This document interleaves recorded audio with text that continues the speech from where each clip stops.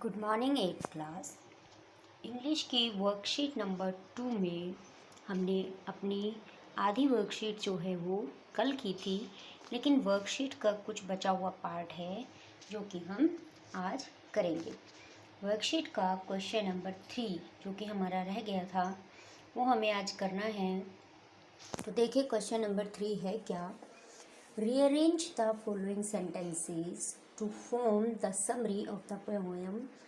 Write the correct sequence number in the box against each sentence.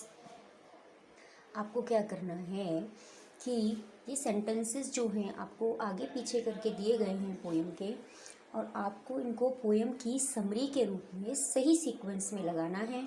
और जो इनका sequence है वो हम इनके बॉक्स के सामने लिख देंगे। ओके, चलिए तो हम स्टार्ट करते हैं। पहला सेंटेंस है हमारा, the cricket sang during the months of summer and spring. पहला सेंटेंस जो है वो हमें सही सीक्वेंस में ला कर दिया गया है एज ए एग्जाम्पल। और सेंटेंस में क्या कहा गया है कि the cricket sang during the months of summer and spring. जो क्रिकेट है वो समर और स्प्रिंग के मंथ में इधर उधर गाता हुआ घूमता था।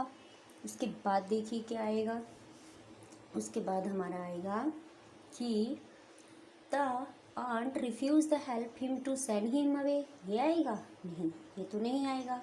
जब वो समर में और स्प्रिंग में इधर उधर घूम रहा था, फिर क्या हुआ था? फिर हमारा आएगा sentence number 3, the winter season he was starving and thus he went to the aunt.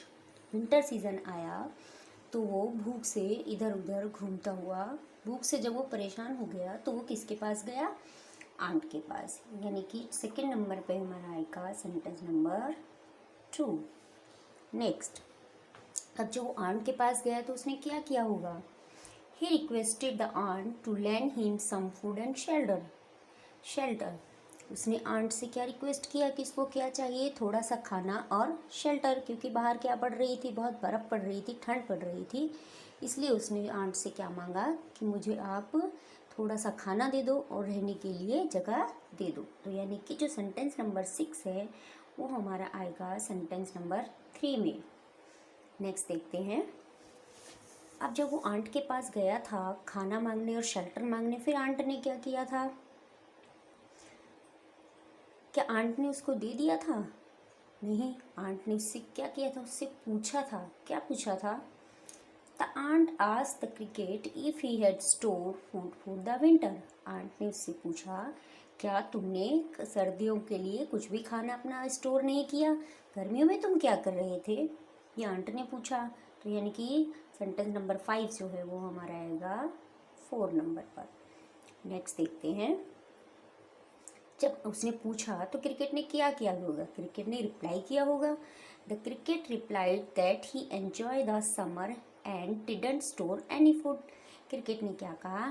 Cricket ने कहा कि मैंने तो पूरा समर जो है वो एन्जॉय किया और अपने लिए कुछ भी फूड जो है वो स्टोर नहीं किया। यानी कि सेंटेंस नंबर 4 हमारा आएगा सेंटेंस नंबर 5 पर। नेक्स्ट देखते हैं। अब आंट ने क्या उसको दे दिया खाना? नहीं दिया। तो यानी कि क्या कहा? Ant refuse to help him and send him away. Ant ने उसे खाना देने से मना कर दिया और उसको वहाँ से भगा दिया। यानी कि सेंटेंस नंबर 2 हमारा आएगा 6 नंबर पर। आई थिंक आप लोगों को बहुत अच्छी तरह से ये सेंटेंसेस समझ में आ गए होंगे, और जो हमारा सीक्वेंस है उसी के अकॉर्डिंग हमें ये सेंटेंस लिखने हैं और बॉक्स में आपको सामने नंबर डाल देने हैं। अब देखते हैं हम question number 4। What does the poet mean by the last line. अब पोएम में पोएट ने एक लास्ट लाइन बोली है कि हमें उसका मीनिंग बताना है कि इसका मीनिंग क्या होगा। अब लाइन क्या थी देख लेते हैं। Some crickets have 4 legs and some cricket have 2। कि कुछ क्रिकेट ऐसे होते हैं जिनकी 4 फ्लैग्स होती हैं, 4 टांगें होती हैं, और कुछ ऐसे होते हैं कि जिनकी 2। अब सही ऑप्शन आपको चूज़ करना है तीनों में से। क्या है? There are some crickets that have 2 legs। क्या ये ऑप्शन है कि कुछ क्रिकेट ऐसे भी होते हैं जिनकी 2 legs होती हैं? ऑप्शन नंबर बी देखते हैं, insects like the cricket have 4 leg.